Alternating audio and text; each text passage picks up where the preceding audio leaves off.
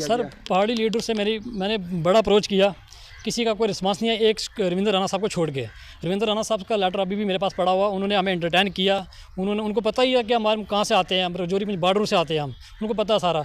उन्होंने लेटर लिखा, वो लेटर लेके मैं खुद कमिश्नर मैडम के पास गया।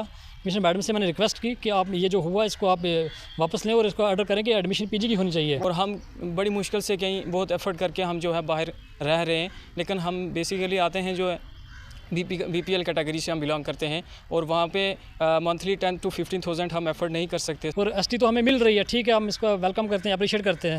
लेकिन जब हमारी यूथ ही एजुकेटेड नहीं है, जो हर एजुकेशन जब है ही नहीं है, तो हम एसटी को क्या करेंगे, कहाँ रखेंगे? नमस्कार, आप देख रहे हैं फायर मीडिया।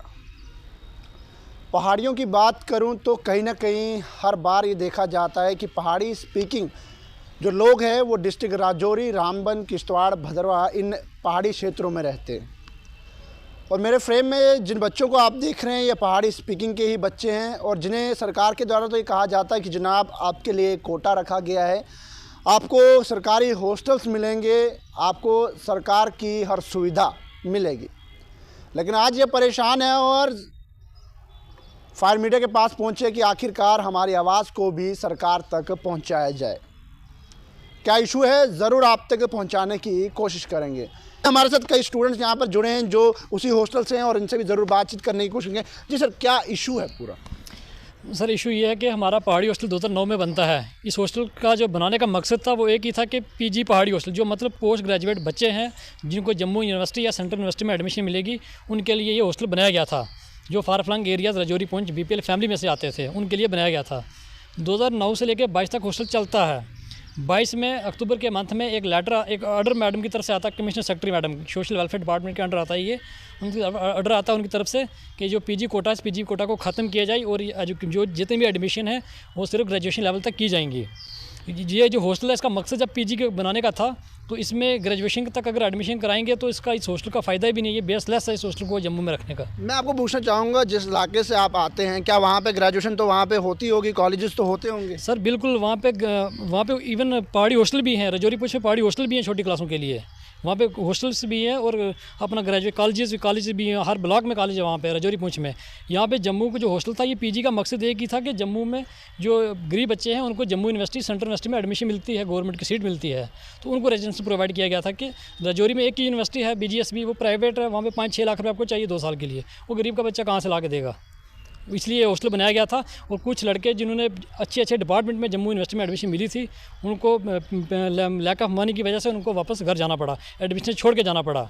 और ये सरकार जो है पूरा पैसा दे रही है, सरकार पूरा पैसा दे रही है, सरकार से हमें कोई शिकायत नहीं है, सरकार पूरा पैसा दे रही है, मंथ टू मंथ हमें खाना मिल रहा है, यूनिफॉर्म मतलब बुक्स दे रही है, सब कुछ सरकार इतनी चिंतित है।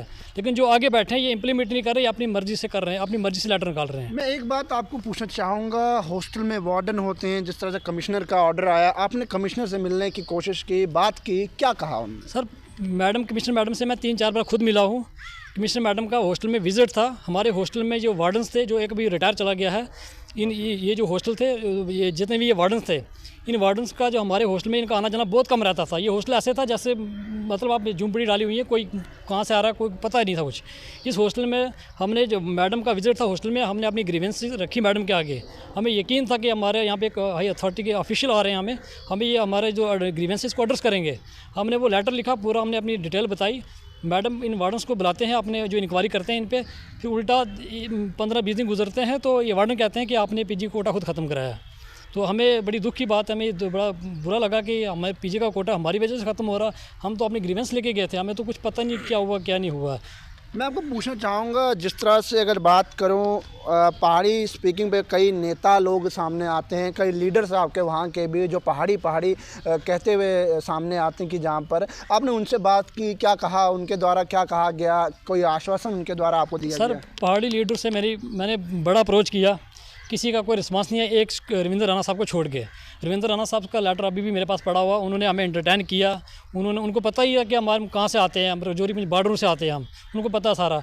उन्होंने लेटर लिखा, वो लेटर लेके मैं खुद कमिश्नर मैडम के पास गया।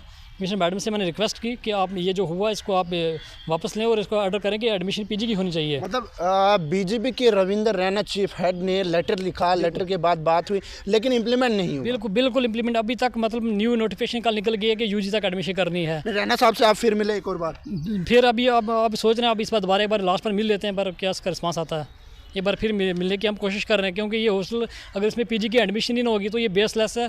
और एसटी तो हमें मिल रही है, ठीक है, हम इसको वेलकम करते हैं, अप्रिशिएट करते हैं, लेकिन जब हमारी यूथ ही एजुकेटेड नहीं है, जो हायर एजुकेशन जब है ही नहीं है, तो हम एसटी को क्या करेंगे, कहाँ रखेंगे। अच्छा, आप इस वक्त आप बैग लेकर भी हैं, क्या पूरी स्थिति है, किस तरह की परेशानियों का सामना करना? देखिए सर, हम जो है राजौरी से हैं और हमारा यहाँ पे आने का एक ही मकसद था कि हम जो है पोस्ट ग्रेजुएशन में हमें एडमिशन मिलेगी जम्मू यूनिवर्सिटी में, और हमारा जो है इस हॉस्टल में हमारा आने का एक ही मकसद था कि हम पीजी करेंगे।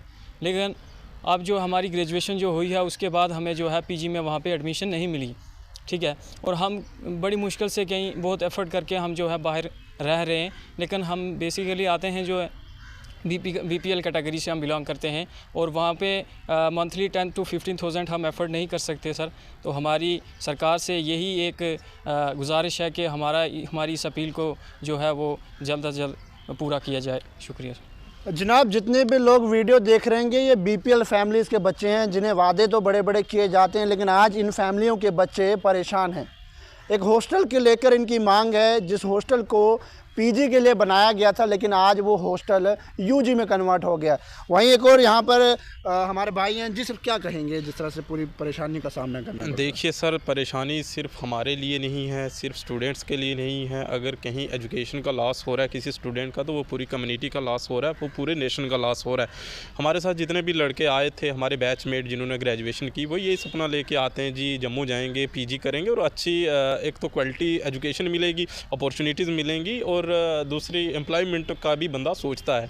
लेकिन काफ़ी लड़के जो पीजी के लिए आए पहले सेमेस्टर में ही, उनका जैसे ही उनको पता लगा कि इधर एकोमोडेशन फैसिलिटीज़ हॉस्टल में पीजी स्टूडेंट्स को नहीं इंटरटेन किया जा रहा, तो जो हमारे लोग हैं, हमारे गरीब लोग हैं बीपीएल वाले, 10 से 15 हज़ार उनकी मंथली इनकम होती है। अब वो 15 हज़ार जम्मू में एकोमोडेशन के लिए कैसे खर्च कर सकते हैं? तो उसे देखते हुए कुछ लड़के हमारे साथ अभी किसी के रूम में ठहरे हुए हैं, कुछ रात को लाइब्रेरीज़ में सो के टाइम गुजार रहे हैं। और साथ ही में कल हमारी बात हो रही थी, कुछ हमारे बैचमेट जो फर्स्ट सेमेस्टर पीजी में हैं, वो पीजी छोड़ के घर चले गए हैं due to the negligence of administration. तो हमारी गुजारिश है, हमारा मैसेज है अपने पहाड़ी लीडर से कि उठें, इस कॉज को सीरियसली लें, एंड एडमिनिस्ट्रेशन से गुजारिश है कि हमारी ये जो ज़रूरत है इसको जल्दी एड्रेस किया जाए, सो डैट हमारी जो कम्युनिटी है इसका एक ब्राइट फ्यूचर हम आगे देख सकें, क्योंकि यूथ एजुकेटेड होगी तो कम्युनिटी अपलिफ्ट होगी। चलिए जी, ये नौजवान हैं जम्मू कश्मीर के, जम्मू कश्मीर का फ्यूचर कहूँगा इन्हें, क्योंकि अगर हमारा यूथ मजबूत होगा, अगर हमारा यूथ पढ़ा लिखा होगा, तो जम्मू कश्मीर ही नहीं पूरा हिंदुस्तान तरक्की की ओर जाएगा। लेकिन आखिरकार यूथ को ही इस वक्त परेशानियों का सामना करना पड़ रहा है।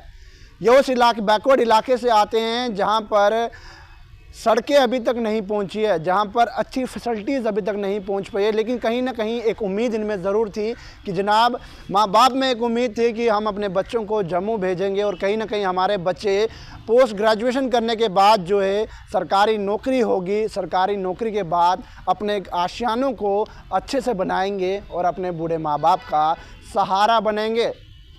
लेकिन जम्मू कश्मीर का फ्यूचर जो है इस वक्त काफ़ी ज़्यादा परेशान है।